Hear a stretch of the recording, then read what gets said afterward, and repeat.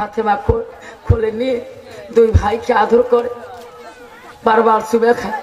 হাসান হোসেন বলে, মা মা কোনদিন দেখি নাই এইভাবে তুমি আদর করো, আজকে বারবার কেন মা আমাকে দুই ভাইকে এত আদর করেছো? বুঝতে পারছি না রে মা। ফাতেমা বল, মানিক রে, আমি কত জীবনে আদর করছি, আজকে লাশ আদরটা করি যাই রে মালিক। মালিক আমার কাছ থেকে জীবনে আর আদর পাবি না, আমি দুনিয়ায় থাকবো না। হে মালিক, এই হাত দিয়ে কত আদর করছি, তোমরা দোনো ভাই আসো। দুই ভাইকে ফাতেমা ডাক মারি নিলেন গাঢ় করে, 2 মস্কো পানি আনলেন। হোসাইন বলো, মা পানি কি করবেন? মা গো মা পানি কি করবেন? রে বাবা গোসল করে দিতে চাই দুই ভাইকে। হোসাইন বলো, মা এটা তো গোসল করা কোনো সময় হয় নাই মা, তুমি কোনটা না আমার দুই ভাইকে গোসল করে দিতে চাও? ওই সবে ফাতেমা বলছে, বাবা রে আমার সময় নাই রে বাবা, জীবনে যেটা তো হাত দিয়ে গোসল দিয়েছিলাম আর জীবনে আমি পারবো না। বেটা রে জন্মের গোসল আজকে আমি ফাতেমা দিয়ে যেতে চাই, আর জীবনে পারবি না। দুই ভাইকে গোসল দেয়, ফাতেমা কান্দে। দুই ভাই কান্দি কান্দি বলে, মা আমার দুই ভাগা গোসল দিবি না রে মা, না আমার আর ভাগ্য হবে না। দুই ভাইকে গোসল দিয়া যখন ফাতেমা ছাড়ি দিলেন, দুনো ভাই ইতিমের মতন করি কান্দে বাইরে। হঠাৎ করি হযরত আলী বাড়ির মুখে আসলেন, আসি দেখে দুনো ভাই কাঁদতেছে গালা ধরি। আলী দেখে বলে, বাবা রে তোমার দুই ভাইয়ের কি বললে শোনা, এত কাঁদছো কেন? মানি বলো। কইছে, আব্বা আজকে মার মনের ভাব কেন এত খারাপ? আব্বা গো আমার দুই ভাইকে আমার মা ফাতেমা জন্মের গোসল করে দিল, আর জীবনে কোনোদিন গোসল দিবে না। আমার মা দুনিয়ায় বলে আর রইবে না। দোনো ভাইকে বুঝিয়ে বাড়ির দিকে ঢুকে নিলে। আলী বাড়িতে ডাকি নিয়ে গেলে, এসে শোনা তোর মার মুখে শুনে হযরত ফাতেমাকে আলী ডাক মারল, ফাতেমা ও নবীর কলিজার টুকরো ফাতেমা, আমার কলিজার টুকরো হাসান হোসেনকে তুমি কি বলছো বলো তো? ফাতেমা দৌড়ে গেলেন, আলী হাতটা ধরলেন, টানিয়া নিয়া আলীকে বসে, স্বামী বসে, আমি তোমার উজুটা বানিয়ে দেই। ওই সময় আলী বলে, ফাতেমা রে এটা তো উজু করার সময় না, কোন নামাজের ওয়াক্ত না, তুমি কোনটা উজু করে দিতে চাও কেন দাও? ফাতেমা বলছে, স্বামী এই হাত দিয়ে তোমাকে আমি জন্মের কত উজু বলে দিয়েছিলাম, আর পাবো না। স্বামী গো আজকে যাবার কালে আমার বিদায় উজুটা তোমার কাছে দিতে চাই। হযরত আলী কানলে, ফাতেমা তোমার নতুন বিবি যদি চলে যাও, আমি আলী দুনিয়ার মুখে তোমার মতন ফাতেমা নতুন বিবি আর পাবো না। আলী কান্দে, কানতে কানতে আলী দুর্বল হয়ে যায়। আলীর কান্দনে ফাতেমা বলে, স্বামী আমি তোমার বিবি ছিলাম দুনিয়ার মুখে, স্বামী আমি অন্যায় যদি করি থাকি গো স্বামী, অন্যায় করলে আমি ফাতেমা মাথা পিঠে দিলাম।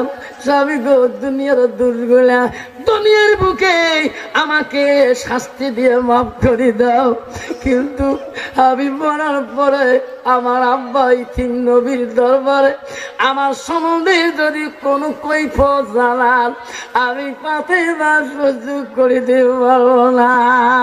অস্বাভাবিক আমি মাথা পেতে দিলাম, দুনিয়ার শাস্তি গুলা দুনিয়ায় দিয়ে দাও, আমার সম্বন্ধে আমার আব্বা রাসূলুল্লাহকে বলবেন না, আমার আব্বা নবী বড় কষ্ট পাবে। যেরকম সুবহানাল্লাহ, যেরকম সুবহানাল্লাহ।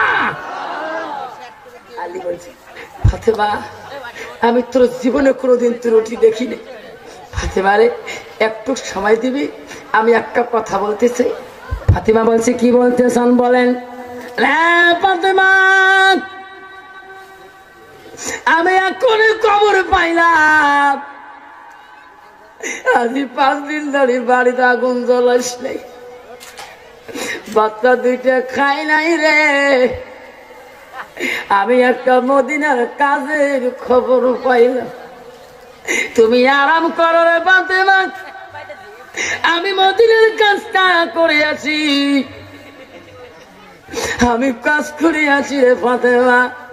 হযরত আলী মদিনায় দৌড় মারলেন, কাজের সন্ধানে কাজ করতে যাবে, বাড়ি রান্না করা কোনো বুদ্ধি নাই।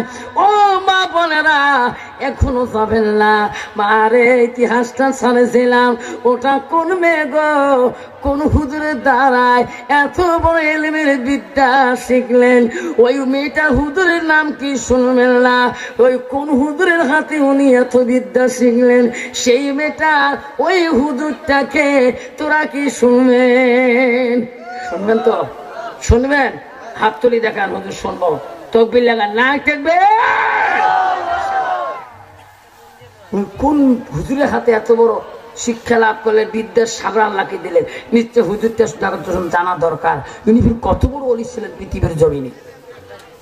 মা বোনেরা আমারা মনে কিছু নেবেন না।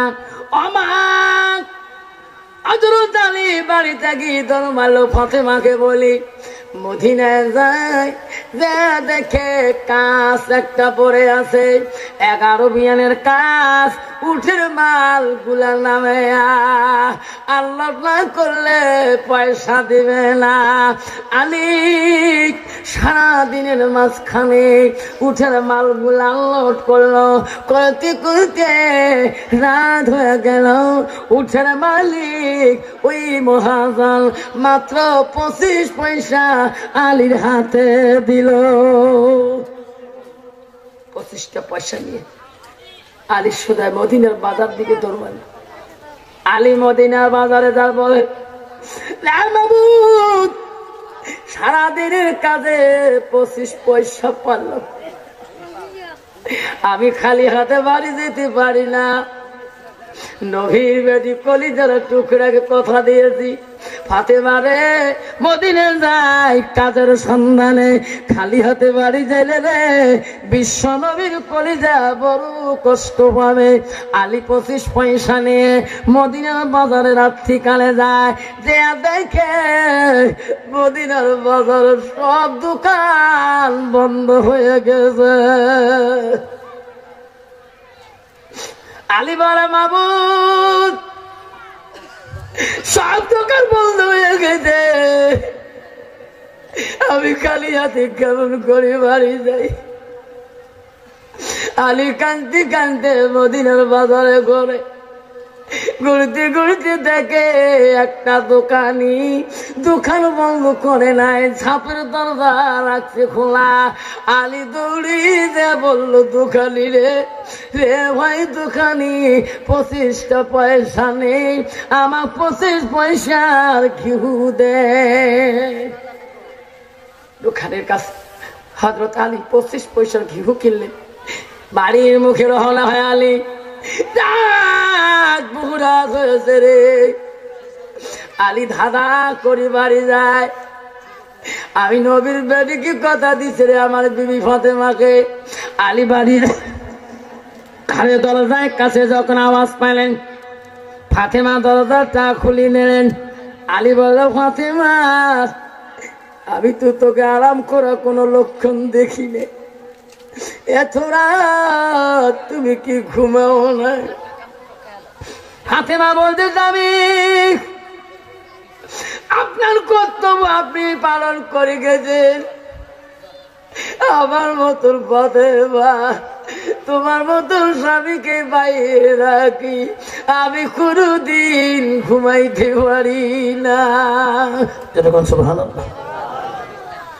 স্বামী আপনি আসবেন, মদিনায় গিয়েছেন, আমি বারবার ঘরের দরজা তাকে নজর রাখি, আমার স্বামী যদি ডাক দিয়ে আমি শুনে দিতে না পারি আমার ফাতেমার ইবাদত আল্লাহ পছন্দ করবে না। স্বামী গো আপনি কেন কষ্ট পাবেন? হযরতে ফাতেমা আলী হাত থেকে ঘিউ গুলা নিলেন, আলীর পা ধুয়ে দিলেন, হাত ধুয়ে দিলেন। ও মা বোনেরা, আলীকে বিছনার মধ্যে ফাতেমা শুইতে দিলেন।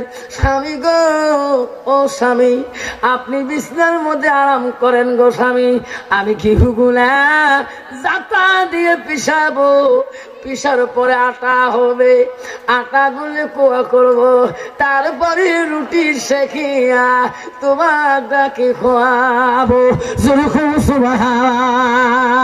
হযরত আলী বিছনার থেকে দেখতেছে ফাতেমা ওই ঘিহুগুলা খুঁজাইতেছে জাথার মাঝখান ধরে, ঘুরাইতে পারে না ফাতেমা, কদিন ধরে খবর নাই। ফাতেমা ঘুরাইতে ঘুরাইতে হাতের মধ্যে পোষা পড়ে গেছে রে, বড় বড় পোষা, তবু ফাতেমা জাতা ঘুরায়। আমার স্বামী